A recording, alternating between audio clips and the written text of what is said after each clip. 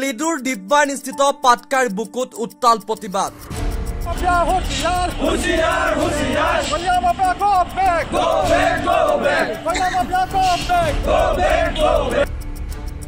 কয়লা চুৰক 24 ঘণ্টাৰ সময় 12টা সংগঠনৰ অবৈধ কয়লা খনন বন্ধৰ হুংকাৰ দল সংগঠনৰ যোৱা অক্টোবৰ মাহৰ 7 তাৰিখে 12টা সংগঠনে পাটকাইৰ প্ৰকৃতি ৰক্ষা কৰাৰ হেতুকে প্ৰতিবাদ সাব্যস্ত কৰি মাৰ্ঘেৰিটাৰ সমজিলা মহকুমাধিপতি স্মাৰক পত্ৰ প্ৰদান কৰিছিল অথচ চৰকাৰ প্ৰশাসন মৌন হৈ থাকিল হিন্দী বোলছবি কেজিএফৰ দৰে দক্ষিণ ভাৰতৰ একাংশ কয়লা মাফিয়াই পাটকাই ধ্বংস কৰি ৰমৰমীয়া ব্যৱসায় চলাই গৈছে কয়লা চুৰাত দিছপুৰ পুলিচ প্ৰশাসন পৰ্যন্তক মেনেজ কৰি প্ৰত্যেক নিশাই পাটকাই টকলা কৰি গৈছে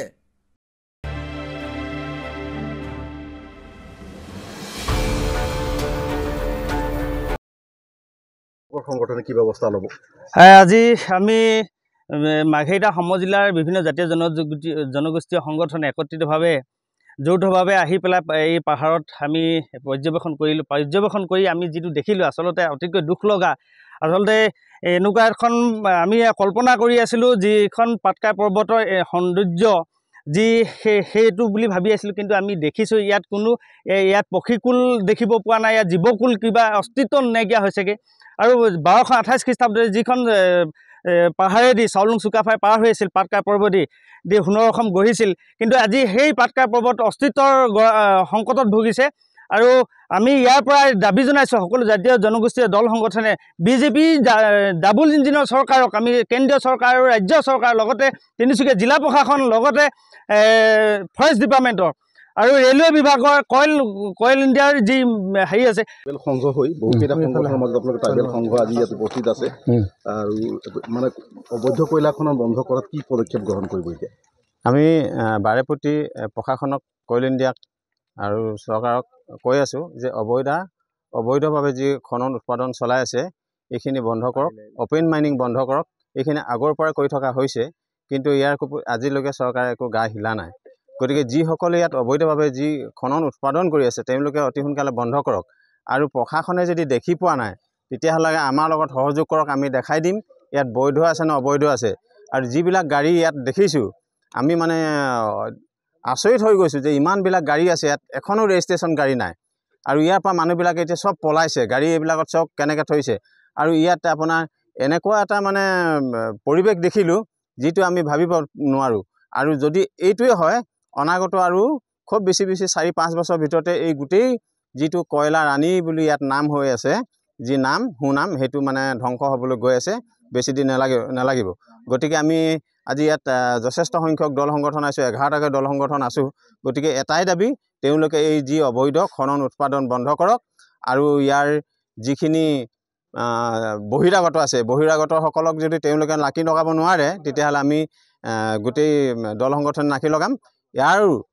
যদি তেওঁলোকে যদি কালিলৈ ভিতৰত যদি এটা পদক্ষেপ নলয় একো উচিত সিদ্ধান্ত নিদিয়ে তেতিয়াহ'লে আমি দেখিব আৰু 24 ঘণ্টাৰ পাছত আমি তেওঁলোকৰ যিমানবিলাক এবাৰ কয়লা ওলাই যোৱা পথ আছে গোটেই পথখিনি আমি ৰাতি পহৰা দি বন্ধ কৰিম হাজাৰ শ মানুহ আহিব আৰু তেওঁলোকৰ যিখিনি এবাৰ অবৈধভাৱে যি কয়লা খনন উৎপাদনৰ যি কাৰ্যসূচী লৈ আছে গৈ আছে কয়লা গতিকে আমি সেইখিনি বন্ধ কৰি দিম কয়লা চুৰাত দিছপুৰ পুলিচ প্ৰশাসন পৰ্যন্তক মেনেজ কৰি প্ৰত্যেক নিশাই পাটকাই টকলা কৰি গৈছে সেউজীয়া গছ বন আৰু লিডুত গঢ় লৈ উঠা কোক ভাটাৰ পৰা ওলোৱা ধোঁৱাই জলবায়ু প্ৰদূষণ কৰাত নানান ৰোগে আগুৰি ধৰিছে হাজাৰ অনুজ্ঞাপত্ৰহীন মেক্স বাহনৰ বাবে লিডুৰ চৌদিশে এতিয়া ধুঁৱলি কুঁৱলী যাৰ বাবে পাটকাই ৰক্ষা কবচ হিচাপে থিয় দিছে 7টাকৈ দল সংগঠনে আজি দিব্যায়নত 7 সংগঠনে বি গণেশ বগীকে ধৰি বহু কেইজন কয়লা চুৰক নাকি লগাবলৈ প্ৰশাসনক 24 ঘণ্টাৰ সময়সীমা বান্ধি দিয়ে দল সংগঠনৰ হুংকাৰ এই 24 ঘণ্টাৰ ভিতৰত কয়লা মাফিয়াৰ ওপৰত ব্যৱস্থা নললে দল সংগঠনে উৰে নিশা কয়লা গাড়ী অহা যোৱাত বাধা প্ৰদান কৰিব বুলি সংবাদ মাধ্যমক জানিবলৈ দিয়ে বৰ সঁচাকৈ দুখৰ বিষয় মাৰ্ঘেৰিটা সমজিলা জাতি জনগোষ্ঠী সন্মিলিত ঐক্যমঞ্চ আজি আমি পৰিদৰ্শন কৰি পাইছোঁ যে সঁচাকৈ বৰ চিন্তনীয় আৰু নিন্দনীয় বিষয় যে দক্ষিণ ভাৰতত যেনেকৈ এক সময়ত চন্দন কাঠৰ ব্যৱসায় বেহা চলাইছিল ঠিক তেনেধৰণে আমাৰ সোণৰ অসমত যিসকল দক্ষিণ ভাৰতৰ পৰা অহা ব্যক্তিসকলে ইয়াত কয়লা খনন অবৈধভাৱে চলি থকা হৈছে তেখেতসকলক গৰিহণা দিছোঁ আৰু লগতে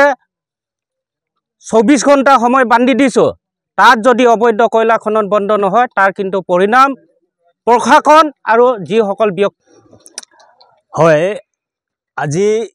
আমি সাউথ ইণ্ডিয়ানৰ KGF ফিল্মটো চাইছিলোঁ সেই সদৃশ এই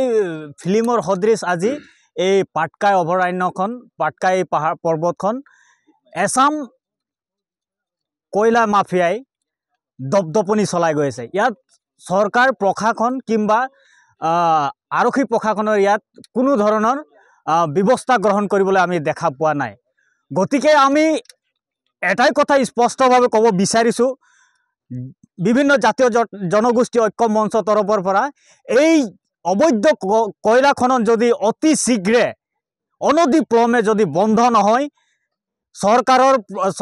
প্ৰশাসনক ইয়াৰ দ্বাৰাই আমি সকীয়াই দিব বিচাৰিছোঁ ৰাজপথ উত্তাল হ'ব আৰু যিমান অবৈধ ভৰ্তি কয়লা ভৰ্তি ট্ৰাক